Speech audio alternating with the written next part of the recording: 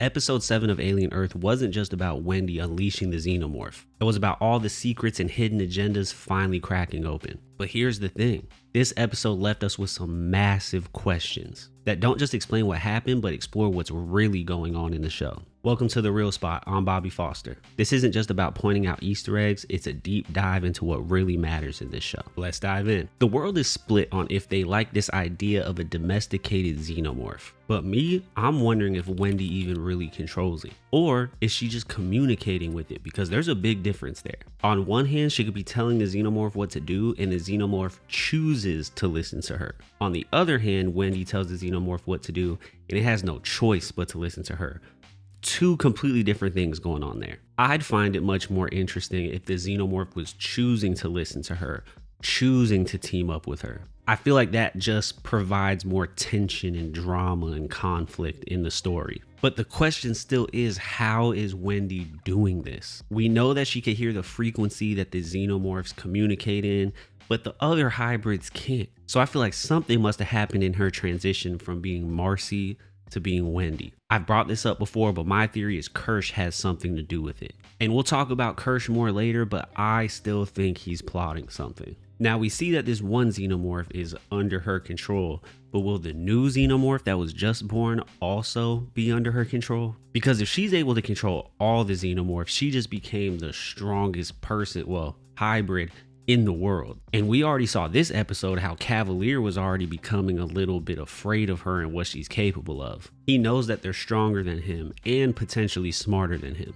So what's he going to do when he realizes that Wendy really does have the Xenomorph under control, if she does? But if she can only control the one Xenomorph, I feel like moving into the finale, we're about to have a Xenomorph versus Xenomorph showdown, which will be pretty cool to watch. Because earlier this season, we already had a Xenomorph versus T.Ocellus showdown, which was awesome. But it wasn't really concluded, so we may see a T.Ocellus Xenomorph showdown in the finale as well. And that brings up the most important question to me of this episode, which is, who is Cavalier going to implant T.Ocellus into? But before we theorize about that, can we all please just take a moment and talk about how much of a terrible person Cavalier is? A full-on eugenicist. When it comes to him deciding who to sacrifice for these scientific experiments, he goes after the disabled, he goes after the poor, and in this episode, he even wanted to get rid of people with low IQ.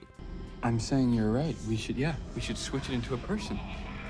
You know, someone who talks and uses a toilet. One of the scientists, maybe? No, a mold scrubber. You know, someone with a low IQ so that we can see the difference. I just can't wait to see this guy's demise. But I don't think it's going to happen this season. He's the big bad, and I feel like if they're planning on having multiple seasons of this show, Cavalier can't die this season. But back to the plan of him putting T.Ocellus into somebody. I have two guesses as to who it could be. Number one is Dame, because he's clearly angry with her, and I feel like he's petty enough and wants enough revenge to just put T.Ocellus on her, just to get rid of her because he sees her as a problem. My second guess, which I said last week, is Isaac. Now, we don't know if T.Ocellus can implant itself in a hybrid yet, but it did try with nibs at the beginning of the season. Also, I don't think it's a coincidence that half of Isaac's face is gone and the eye is exposed. I don't think that's a coincidence. Also, someone left a comment on one of my videos talking about how they noticed T.Ocellus only ever implants in the left eye,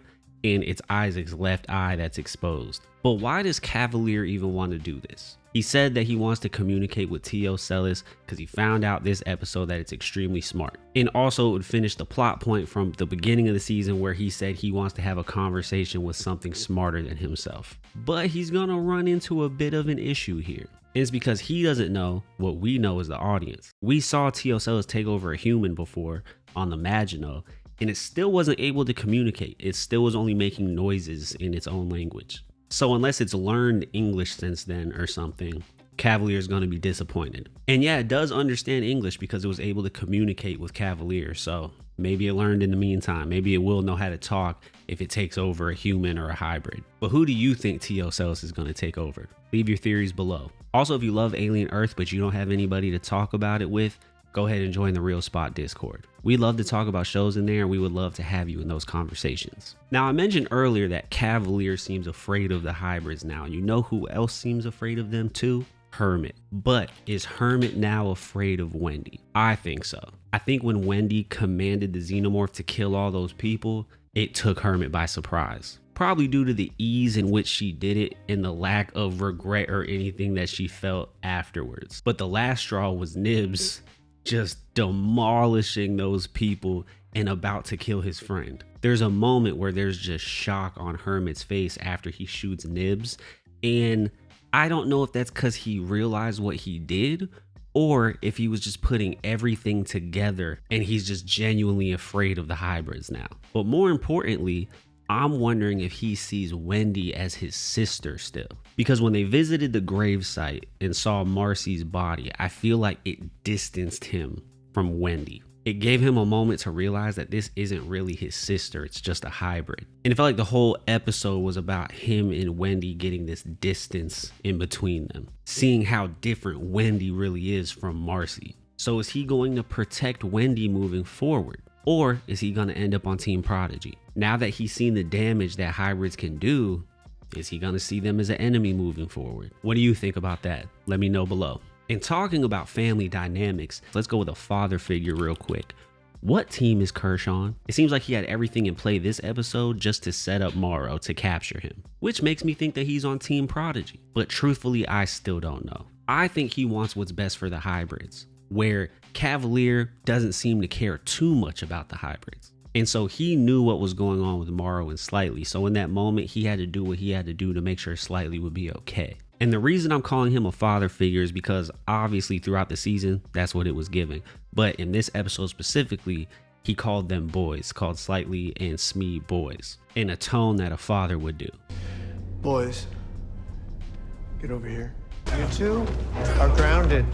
I think he has some type of plan for the hybrids that's separate from what Prodigy wants to do with the hybrids. But what's going on with him and Morrow? It seems to me that this episode set them up to be these forever rivals with each other.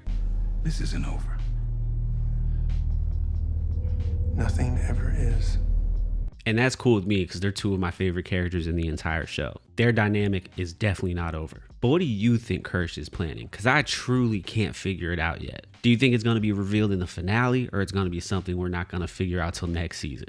But before we speculate about next season, we still have a finale next week we have to talk about. And what's going to happen in that finale? I have a couple theories. Like I said earlier, I think we're going to have a T.Ocellus and a Xenomorph showdown. Or we may get an enemy of my enemy is my friend moment, and T.Ocellus and the Xenomorph are going to team up to take Prodigy down somehow. Something I want to happen is I want Wendy to have a moment where she has to command the Xenomorph in a way that she does not want to. Where she's in between a rock and a hard place and she has to pick a side and give that Xenomorph a command that's going to destroy her internally. And because of that, I think Hermit is either going to die or become an enemy of Wendy, and that plot will continue into next season.